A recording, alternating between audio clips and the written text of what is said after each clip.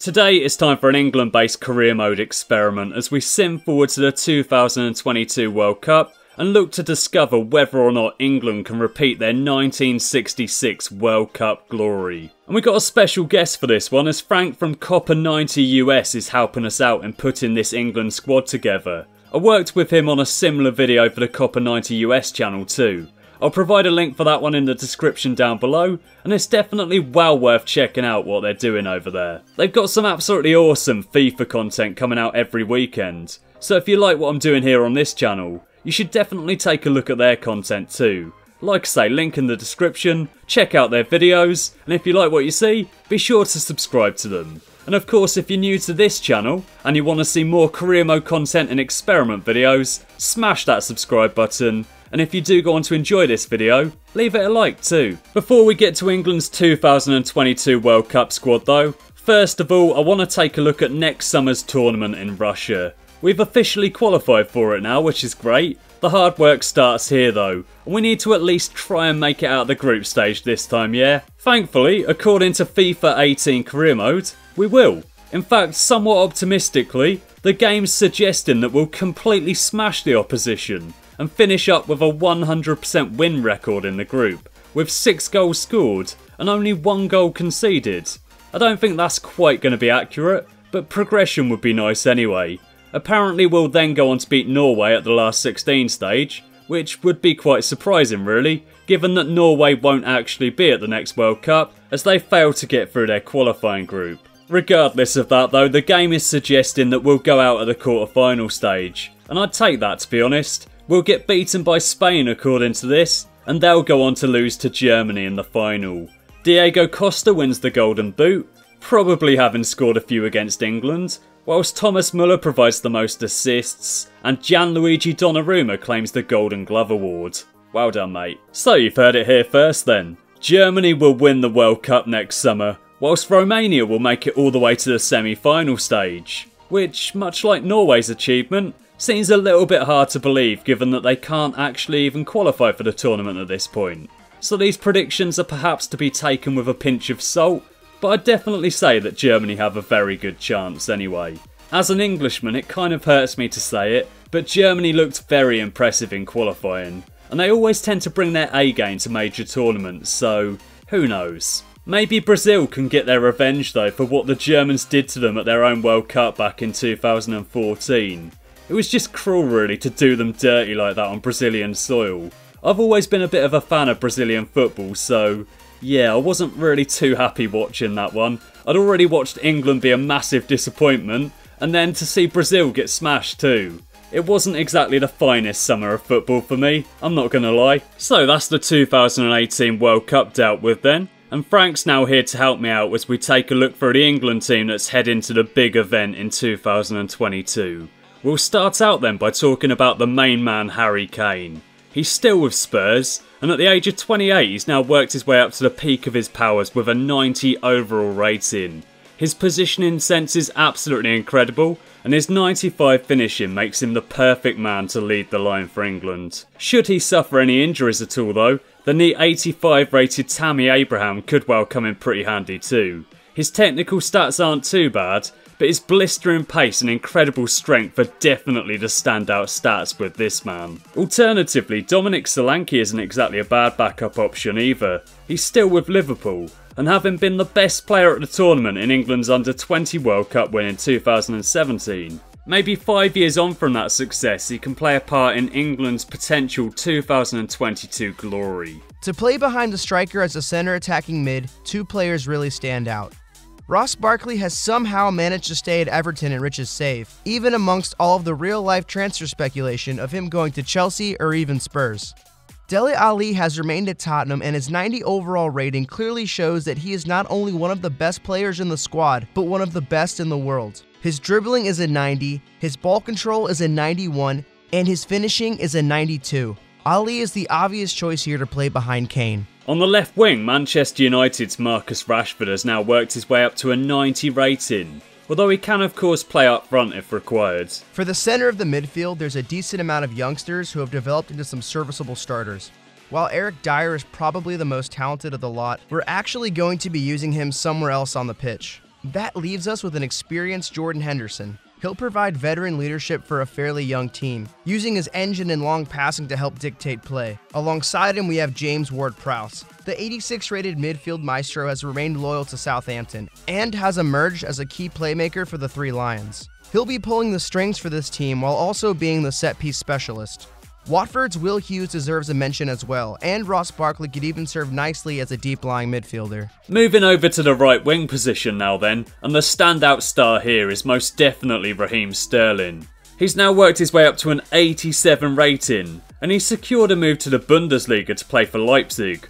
Wasn't really expecting that transfer, to be honest, but in reality they've got a pretty impressive squad, a lot of very promising young players, and if Manchester City do ever decide to get rid of him, maybe the Bundesliga could indeed be an option. The Ox is now playing for West Ham, and he can come into the team on either wing. While Spurs man Josh Onomah is another backup player with fantastic versatility, able to fill in at a variety of different positions. He's an attacking midfielder by trade, but he's also pretty quick, and he's been called up to this England team with the intention of playing him on the wing if he's needed. The back line for England actually boasts some talented options and could very well serve as a strength for them in the 2022 World Cup.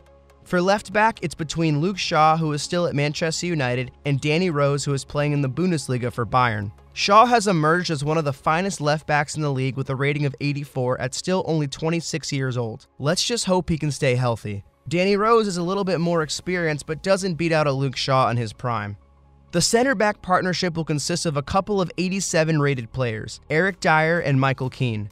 Dyer went to PSG in Rich's save just like he did in mine, so something tells me a lot of career modes might see this happen. He's just such a well-balanced player, so having his tenacity in the backline, as well as his ability to play the ball, make him one of the most important players in this squad. Michael Keane has remained at Everton and has become one of their most beloved players. He's athletic enough to keep up with most attackers, and his marking and tackling ability are next to none in the Premier League. To me, this partnership is super exciting, and these two will cause opposing forwards all sorts of problems. As far as the right back goes, it's actually quite a toss-up. Kyle Walker reunited with Danny Rose at Bayern, while Nathaniel Klein is actually at Mainz of all places. So, interestingly enough in this save, both ended up in the Bundesliga. This is more of a personal preference, but Walker feels a little more solid playing here. He gets the nod at right back. Finally then, the goalkeeper in this team is firm FIFA 17 favourite Jack Butland. He's doing pretty well for himself these days, and he's secured a transfer to Spain to represent the European powerhouse Real Madrid.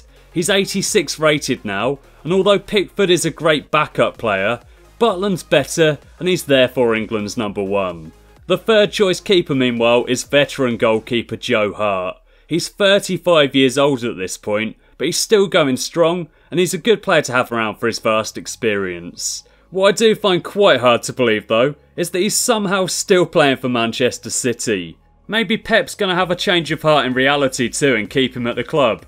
I highly doubt it. Anyway though, so this is how the team's now looking for the World Cup, and with 2017 having been a big year for England at youth level, I genuinely think that there's hope for us to add to our World Cup trophy tally in the future. We won the Under-20 World Cup in the summer, the Under-19 European Championship, and also reached the semi-finals of the Under-21 European Championship. Harry Kane is fast developing into a world-class striker, Marcus Rashford looks like a potential future world beater, and the youth squad achievements over the summer show that we've got a vast wealth of talent coming through that can maybe do us proud in the years ahead. The fact that the Under-21s lost to Germany in a penalty shootout though, suggests that some things sadly might never change. Anyway though, let's get into this World Cup, and let's take a look at the group that England have been handed. I feel like the game's been pretty kind to us here. It's put us in a group with Hungary, Saudi Arabia and Cameroon. I'm very happy with that one. Before we go into the first group game though, we need to make a change to the team. Unfortunately, Eric Dyer is suspended for the first game, so I'll bring in John Stones and I'll stick Harry Maguire on the bench. I'm pretty happy with this team, and I reckon that we're going to pick up a win in game one. Let's get into it, and let's find out if we do. Come on lads, please don't let me down. As we're taking on Saudi Arabia, it should be a fairly straightforward one, right? 3-0 victory in that one. Ward-Prowse, Dele Alli and Oxlade-Chamberlain getting on the score sheet. The Ox came on to replace Rashford, so I'm guessing that he wasn't having his finest game. It's alright though, the Ox came on, gave us another goal, and we picked up a very comfortable victory in the first game. let's move into the second, and let's hope for more of the same. Eric Dyer's back in the team for this one, and I'm feeling very confident. Maybe shouldn't have been quite so confident though. We've only picked up a draw in that one, so there's everything still to play for in this final group game, although we are looking pretty good to qualify. Let's find out what the Hungarians are made of. 4-0 victory in the bag, goals for Shaw, Sterling, Dele Alli and Tammy Abraham. I'll take it. So we've won Group G whilst Cameroon came second. Brazil and the Ivory Coast progressed from Group H. And I'm not entirely sure what happened to Belgium in Group A, but they got no points whatsoever. Switzerland, Italy and Colombia all picked up 2 wins, and heading through to the next round are Switzerland and Italy. Portugal and Slovenia are heading through from Group B, and Uruguay only picked up 2 points. I was expecting more from Pulisic and the United States too. They've only picked up 1 point, and that has to be seen as an absolute disaster. They should be doing a lot better than that. Paraguay and France are the 2 teams getting out of Group C. Argentina and New Zealand made it out of Group D. And by the looks of things, the Netherlands are still struggling. At least the Netherlands have made it to the World Cup, I suppose. They went out at the group stage, but they did get there. Germany and Poland progressed from Group E, whilst over in Group F, it's Spain and Egypt that are heading through to the knockout stages. We're going up against Ivory Coast. Who's going to progress? Let's find out. So this is the moment where it could all go horribly wrong. We've got through the group, but now we've got to beat the Ivory Coast. Come on lads, don't let me down. We've won that one 2-1. It's 2 goals for Harry Kane. I believe those are his first goals of the tournament. It's not been the best for him so far, but at least he's finally scoring. 2-1 victory, we're through to the quarters. Let's go and win another one. And this is how the other games went. Paraguay have beaten New Zealand. Switzerland picked up a victory over Slovenia. Germany have knocked out Egypt. Argentina have beaten France. Portugal have been beaten by Italy. Brazil knocked out Cameroon, and Spain have won 3-0 against Poland. Why does the game have to put us up against Germany though? We're going to lose on penalties, aren't we? Anyway though, let's get into it. Maybe it won't be quite as bad as I'm expecting. Which would be a good thing, of course, because I'm expecting to lose. Anyway, we've made it to the 10th minute and we're still not losing. Positive. Oh, now we're 1-0 down. Harry Kane brought us back into it and he took the game to extra time.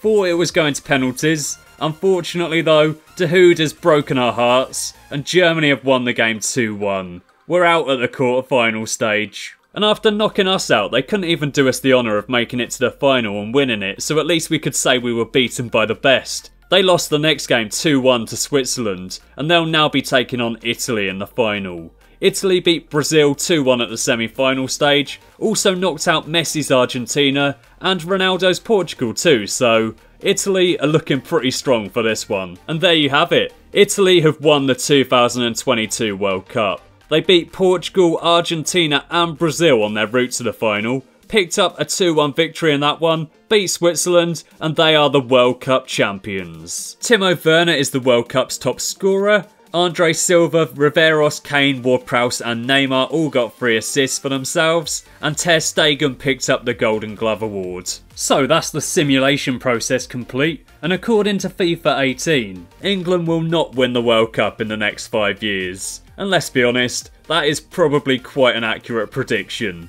Anyway though, thanks for watching, have an awesome day, and I'll catch you again next time.